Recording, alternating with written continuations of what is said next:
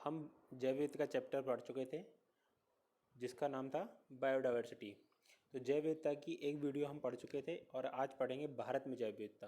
पहले हमने जैव विविधता का अर्थ पढ़ा था, जैव विविधता के प्रकार पढ़े थे, जैव विविधता के मापक कौन कौन से होते हैं और जैव विविधता का अर्थ पढ़ा था, जैव विविधता शब्द का इस्तेमाल किसने किया ये पढ़ा था। आज इस वीडियो हम भारत में जैव विविधता पढ़ेंगे। ठीक है दोस्तों, तो भारत में जैव विविधता पढ़ने के लिए आप देखेंगे कि सबसे पहले तो देखते हैं कि जैव विविधता जो है हमारा जो देश है वो जानते हैं आप दक्षिण एशिया में आता है। तो दक्षिण एशिया में भारत में जैव विविधता की दृष्टि से अत्यधिक महत्वपूर्ण स्थान है। भारत में आप जानते हैं उत्तर में हिमालय है, दक्षिण में हिंद महासागर है, पूर्व में बंगाल है, बंगाली खाड़ी है और पश्चिम में अरब सागर से घिरा हुआ है भारत हमारा। भारत में जलवायु एवं विभिन्न क्षेत्रों की स्थलाकृतियों की भिन्नता के कारण पारितंत्रों की अत्यधिक विविधता पाई जाती है। कहीं पे समुद्र है तो कहीं पे पहाड़ है, कहीं पे खाड़ी है, इस तरह से बंधा हुआ है बिल्कुल हमारा देश। ठीक है, भारत विश्व के विविधता बाहुल्य क्षेत्रों में से एक है। विश्व के कुल 17 मेगा डाइवर्सिटी क्षेत्र हैं। विश्व में जो मेगा डाइवर्सिटी क्षेत्र हैं वो कितने हैं? 17 हैं और 17 में से हमारा भारत भी शामिल है। विश्व के जो हॉटस्पॉट क्षेत्रों की दृष्टि से भारत हॉटेस्ट हॉटस्पॉट में शामिल है हमारा। देखिए, कुछ होते हैं हॉटस्पॉट क्षेत्र, कुछ होते हैं हॉटेस्ट हॉटस्पॉट, अर्थात वहाँ पे जैव विविधता अत्यधिक है। जैव विविधता अधिक तो है ही, उसमें अत्यधिक है वहाँ पे। तो भारत में जो जैव विविधता के क्षेत्र हैं वो अत्यधिक जैव विविधता क्षेत्र में शामिल है। आप जानते हैं विश्व के अगर मेगा डाइवर्सिटी वाले देश देखे जाएं जहाँ पे अत्यधिक जैव विविधता पाई जाती है तो उनमें नाम शामिल है ऑस्ट्रेलिया, कॉन्गो जो कि अफ्रीका महाद्वीप का है, मेडागास्कर, दक्षिण अफ्रीका, चीन, भारत, इंडोनेशिया के क्षेत्र, मलेशिया के क्षेत्र, Papua New Guinea, Philippines, Brazil, Colombia, Ecuador, Mexico, Peru, USA, Venezuela. जो ये देश हैं या तो इक्वेटर के पास हैं या इक्वेटर से थोड़ा दूर हैं, पर समानतः इक्वेटर वाले देश ज़्यादा शामिल होते हैं क्योंकि वहाँ पर जैव विविधता ज़्यादा होती है। ठीक है दोस्तों, अगर आपकी आए कि हॉटेस्ट हॉटस्पॉट या मेगा डाइवर्सिटी वाले देश में इनमें से कौन शामिल है तो आपको ये देश याद रखने चाहिए। ठीक है, अब बात आती है कि ये भारत है हमारा, वो जैव विविधता की दृष्टि से विश्व के 10वें स्थान पर, एशिया में चौथे स्थान पर है। अगर इंडिया देखा जाए तो विश्व के 10वें स्थान पर और एशिया में 4th स्थान रखता है जैव विविधता की दृष्टि से।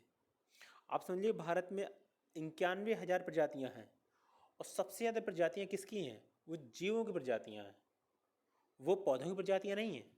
याद रखिएगा, यहाँ इंपॉर्टेंट बात, बहुत ही इंपॉर्टेंट बात है, क्योंकि हमें लग सकता है कि हमारे यहाँ प्रजातियाँ जीवों से ज़्यादा पौधों की हो सकती हैं या पेड़ पौधों की हो सकती है। नहीं, हमारे यहाँ जो भारत में हैं वो प्रजातियों में संख्या में हमारा जीवों की प्रजातियाँ अधिक हैं। ठीक है, अब आते हैं भारत में। आप जानते हैं भारत के जैव विविधता के क्षेत्र तो है ही।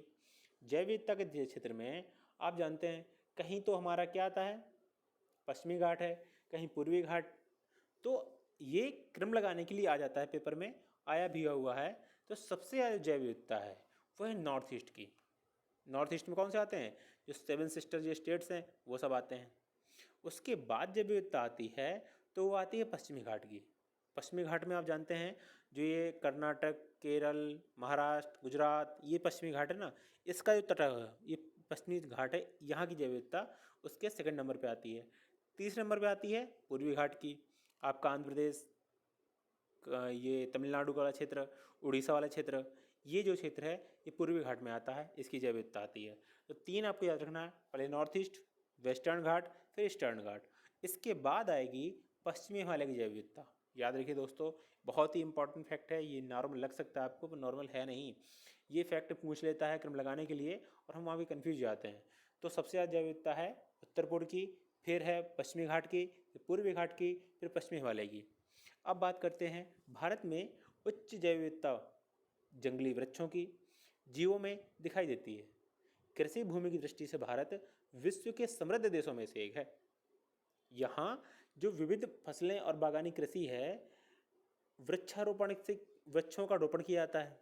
आप जानते हैं भारत में लगभग आप ये सोच के देखिए, जो इंडिया है वहाँ जो जैव विविधता है, भारत में जैव विविधता की दृष्टि से लगभग भारत में पादपों की लगभग 47,000 प्रजातियाँ पाई जाती हैं। कितनी? पादपों की लगभग 48,000 के आसपास प्रजातियां पाई जाती हैं। ठीक है, और ये बताया था टोटल कितनी पाई जा रही थी। टोटल हमारे यहाँ जो जीवों की प्रजातियां हैं लगभग कितनी है, 91,000 है। ठीक है, तो पेड़ पौधों की कम है और जीव जंतु ज़्यादा हैं। ठीक है, अब बात करते हैं वनों के प्रकार के आधार पर वन क्षेत्र हमारे यहाँ कौन से हैं। ये इसमें बड़ा कन्फ्यूजन है, मुझे भी देख के थोड़ा आश्चर्य हुआ था कि भारत में ऐसे हैं। देखिए, सबसे ज़्यादा तो हमारे यहाँ लकड़ी विहीन है। लकड़ी विहीन जैसे लकड़ी नहीं मिलती, छोटे छोटे पेड़ पौधे। अब जो खेती होती है जिन पौधों से, उनसे लकड़ी मिलती है। मटर का हुआ, चने का हुआ, मसूर का हुआ, उनसे लकड़ी मिलती है? नहीं मिलती ना।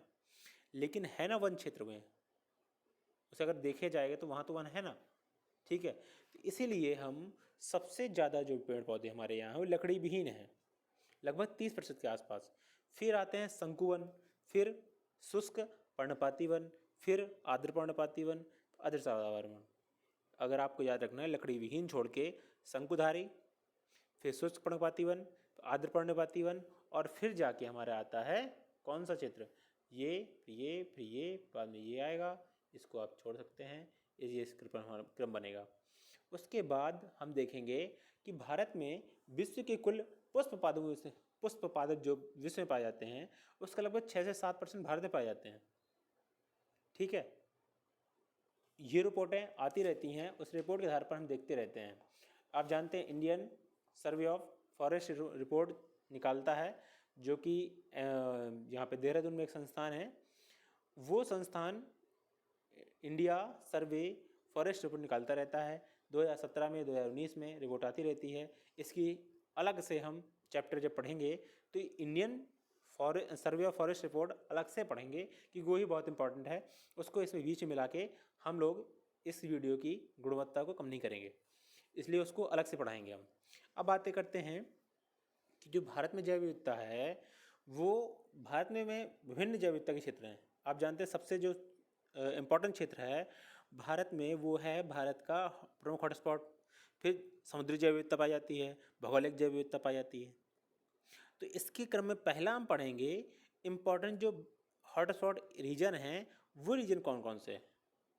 तो विश्व के कुल जैव विविधता वाले क्षेत्र जहाँ प्रजातियों की अधिक विविधता पाई जाती है, हॉटस्पॉट क्षेत्र कहलाते हैं। विश्व के कुल 35 हॉटस्पॉट क्षेत्र हैं, जो विश्व की लगभग 2.3% में फैले हुए हैं। ये डाटा देखिए, बड़ा इंपॉर्टेंट डाटा है ये, आप लोग खुद इससे इंटरेस्टेड डाटा है। सोचिए 2.3% क्षेत्र है। ठीक है, वहाँ पाई जाती है विश्व की 35% क्या जैव विविधता। ठीक है, और विश्व की 60% प्रजातियाँ इन्हीं क्षेत्रों में निवास करती हैं। विश्व की 60% प्रजातियाँ इन्हीं क्षेत्रों में निवास करती हैं, अर्थात 2.3% क्षेत्र में विश्व की 60% प्रजातियाँ निवास करती हैं और 35% आपकी जैव विविधता इन्हीं क्षेत्रों में पाई जाती है। हॉटस्पॉट्स का शब्द आप जानते हैं सबसे पहले प्रयोग किसने किया था? 1988 में नॉर्मन मायर्स ने किया था। ये पिछली वीडियो में बताया हुआ था मैंने। और जो विश्व के इन जैव विविधता क्षेत्रों में भारत के 4 क्षेत्र शामिल हैं। इंडिया के 4 क्षेत्र इसमें शामिल हैं, जो कि इम्पोर्टेंट हैं। पहला इंडो बर्मा रीजन, आप देखेंगे इंडो बर्मा रीजन शामिल है। उसके बाद हिमालयन क्षेत्र पूरा शामिल है। उसके बाद पश्चिमी घाट और श्रीलंका शामिल है। चौथे नंबर पे सुडालैंड का क्षेत्र जो है, सुडालैंड अर्थात जो निकोबार का रीजन है ना, निकोबार का एरिया है वो शामिल है। ये जो निकोबार का एरिया है ना, ये वाला एरिया, ये वाला देख रहे हैं नीचे, ये जो एरिया है निकोबार का एरिया कहलाता है। ठीक है, तो ये हमारे भौगोलिक जो जैव क्षेत्र हैं वो इस प्रकार से हैं। ठीक है, तो इंडो बर्मा क्षेत्र, हिमालयन क्षेत्र, पश्चिमी घाट, श्रीलंका और सुडालैंड का क्षेत्र शामिल है। ठीक, अब बात करते हैं समुद्री जैव विविधता के लिए। तो भारत में समुद्री क्षेत्र लगभग हमारे यहाँ जानते हैं 7,500 किलोमीटर के आसपास हमारी तटीय क्षेत्र है हमारा। समुद्री जैव विविधता क्षेत्रों में विभिन्न मैंग्रोव पाए जाते हैं, एस्चुरी पाई जाती है, प्रवृत्तियाँ पाई जाएंगी। ठीक है, पर्यावरणीय जैव विविधता की अनुकूल स्थिति के कारण जीवों की अनेक प्रजातियाँ पाई जाती हैं हमारे यहाँ। विश्व में कोरल प्रजातियों की अनेक प्रजातियाँ पाई जाती हैं, आप जानते हैं। हमारे यहाँ भी मोलस्का, जिसे घोंघा बोलते हैं, क्रेटेशियस, पॉलीकिड्स तथा प्रवाल प्रजातियों की प्रचुरता पाई जाती है। भारत में अब आते हैं जैव विविधता के भारत के जैव भौगोलिक क्षेत्र। उसके लिए सबसे इम्पोर्टेंट है, इस आप चित्र को बहुत ध्यान से बहुत ही अच्छे देखिएगा, ये चित्र आपकी छप जाएगा तो आपको ये चीज़ याद ही आएगी। ठीक है दोस्तों, इसलिए इस चित्रों पर ध्यान से देखिएगा। इसको थोड़ा सा छोटा कर देते हैं, इसको अब एक करके हम एक करके पढ़ेंगे, इसके बारे में जानेंगे। तो जो सबसे पहले है वह है ट्रांस हिमालय। पहला क्या है? ट्रांस हिमालय। जो जैव भौगोलिक क्षेत्र है वो ट्रांस हिमालय। ट्रांस हिमालय में आता क्या क्या है? ट्रांस हिमालय में हमारा शामिल है काराकोरम और लद्दाख का क्षेत्र और तिब्बत का पठार क्षेत्र। और हिमालय में उत्तरी पश्चिमी हिमालय और केंद्रीय हिमालय और पूर्वी हिमालय शामिल हो जाता है। मरुस्थल में थार का मरुस्थल शामिल कर देते हैं और कच्छ का रण भी शामिल कर लेते हैं। पश्चिमी घाट में हम मालाबार का मैदान और पश्चिमी घाट दोनों शामिल करते हैं। चौथा पाँचवा दक्कन प्रायद्वीपीय पठार जो भौगोलिक क्षेत्र है, उसमें केंद्रीय उच्चभूमि शामिल है, छोटा नागपुर पठार शामिल है, पूर्वी उच्चभूमि शामिल है, केंद्रीय पठारी क्षेत्र शामिल है और दक्षिण दक्कन का पठार भी शामिल है इसमें प्रायद्वीपीय पठार में। अब बता अर्धशुष्क क्षेत्र। अर्धशुष्क क्षेत्र में कौन शामिल है? जो अर्धशुष्क क्षेत्र हैं उसमें पंजाब का मैदान शामिल कर लीजिए और गुजरात का मैदानी क्षेत्र शामिल कर दीजिए। पंजाब और गुजरात का जो मैदानी क्षेत्र है ये आपका शामिल हो जाएगा अर्धशुष्क क्षेत्र में। फिर गंगा का मैदानी क्षेत्र, गंगा का उच्च और निम्न क्षेत्र शामिल है इसमें। तटीय क्षेत्रों में पूर्वी और पश्चिमी तट और लक्षद्वीप को भी शामिल करना है। द्वीप समूह में अंडमान निकोबार द्वीप समूह को शामिल कर लेना है। ठीक है, ये हमारे यहाँ के कुछ जैव विविधता के इम्पॉर्टेंट भौगोलिक क्षेत्र हैं। अब बात यहाँ करनी है, इसके बारे में थोड़ा ब्रीफ नॉलेज लेंगे। इनके बारे में, इन सभी के बारे में थोड़ा थोड़ा ब्रीफ नॉलेज ले लेते हैं, जिसकी आपको समझ अच्छे से विकसित हो जाएगी। ठीक है दोस्तों, इसलिए इसके बारे में हम एक ब्रीफ नॉलेज ले लेते हैं।